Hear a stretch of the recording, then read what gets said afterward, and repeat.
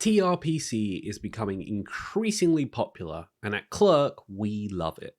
So in this video, I'm going to show you how you can integrate Clerk with TRPC using the Create T3 app.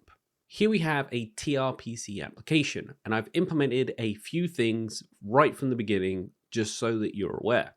So in here, we have the pages that have been mounted using catch-all routes, and you can see a video of that in the top right-hand corner right now if you've never set up Clerk before. And then I've also added the environments in here so that I can use them in the application. So the first thing we actually need to do is set up middleware. And we're going to be using middleware because we want access to the auth state when using APIs. So just go ahead and create yourself a middleware.typescript, and it should be inside the source folder, which is the root of the application. Now we have our middleware file. We need to just handle Clerk and then pass all the requests through.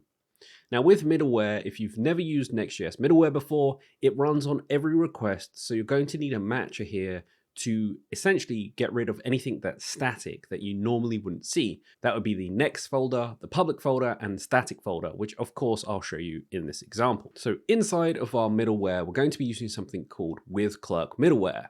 And that allows us to access auth state throughout our application using APIs. So to do that, we're going to do import with Clerk middleware, and that's going to come from @Clerk Next.js/server. And then we also need to import next response. So next response from next/server. And then we're also going to import type next request from next server as well. We need to export default with Clerk middleware.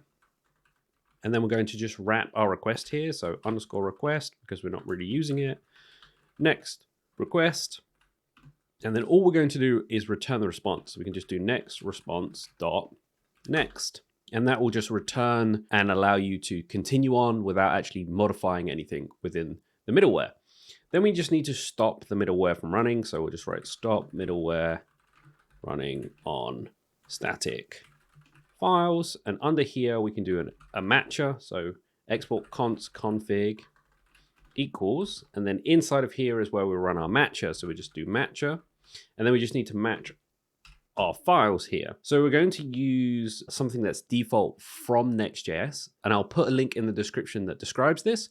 So essentially all this is a regex matcher that checks for next files, static, and the icons, and it will stop running on those, because otherwise you're going to run requests every single time regardless, and we don't need that.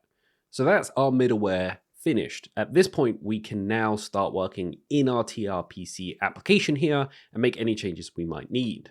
The first thing we're going to do is update our context to allow us to access user data as we see fit. So from here, we can import our Clerk, and because we're running it in middleware, we'll have access to that in our API. We can then use that to pass it along to our routers as we needed. We're going to import two things here, getAuth and Clerk client, and both of those give us access to the user data as we see fit. We're going to do getAuth and then Clerk client, and that's going to come from @Clerk Next.js/server, because this is all running on the server. So from here, we're going to create our user request so that we can pass it along to context. So from here, inside of your create context, you're just going to get an asynchronous function here. We're going to call it getUser. It's going to take no parameters. So we're going to create a way to get the user ID. So we can do const user ID is equal to getAuth, and we're just going to pass in ops.request, and that will give us the ability to grab the user ID from our sessions. And then at that point, we can actually get the full user object so that we can have access to everything we might need. So to do that, we can just do const user equals user ID. And if we have a user ID, we can do await Clerk client dot users.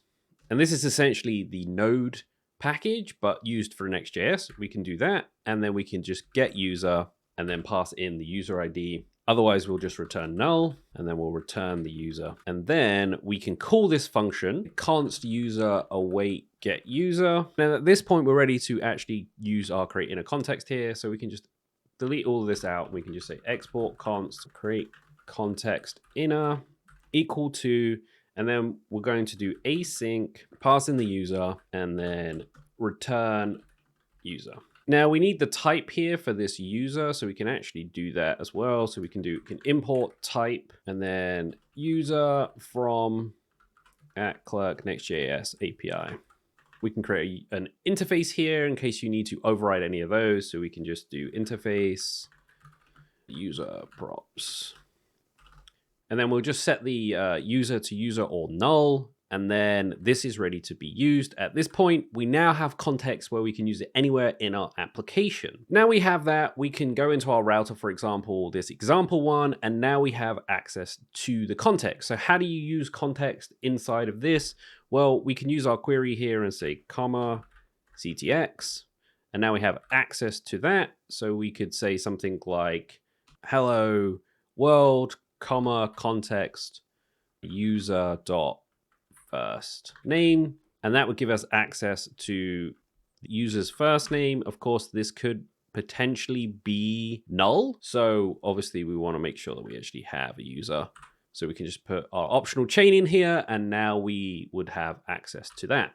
So let's go ahead and test this out real quick and make sure everything is working as expected and we have access to our context. Okay, so we've logged into our application here and we've signed in, and as you can see it says hello James. And if I tab back to this application, maybe we want to change the router, for example, and say first name, we'll put context.user.last name. That will give us access to the first name and the last name here. So if we hit save now, you can see hello James Perkins has appeared. So we now know that context is running and we have access to it in any of our routers. But as we know with TRPC, you have things like middleware that you can use. So let's update our middleware to run our procedures protected so that they have to be logged in to actually work. So now that we have our context working, we can actually use it inside of our TRPC middleware here to create a protect procedure versus a regular public procedure. So all we need to do in here is actually create a function that checks if the user is auth. So we can just do const is auth equal to t.middleware and then next comma context. So next and then context here, which would be our information that we have. And then inside of here is where we can just say if no context.user. So if there is no user, we can throw an error through TRPC error here, which we'll need to import at the top. So TRPC error, and then we'll just throw an error that says code unauthorized.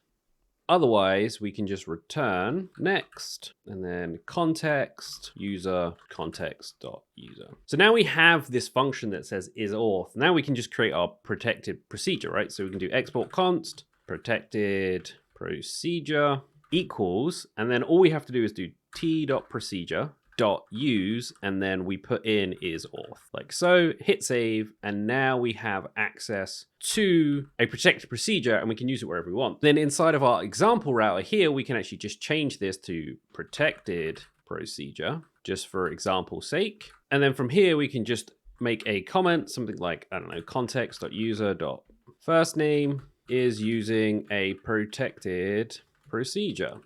Hit save. And now if we go back to our application and look, it says James is using a protected procedure. And if I go ahead and quickly sign out, so now I've signed out of the application, you can see it says loading TRPC query because we're not actually handling it. But if you look in our errors here, you'll say this is unauthorized. And obviously you can handle that however you wanted to. So whether you wanted to redirect the user back to the sign-in page or whatever you wanted to do in that point, you do have the ability to do that. So there you have it. TRPC with Clerk working together.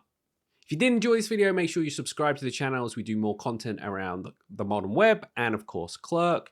If you do want documentation on how to set up TRPC yourself, click the link in the description. It'll take you right there where you can see all the examples that I just covered, as well as copyable code that you can just drop into your application.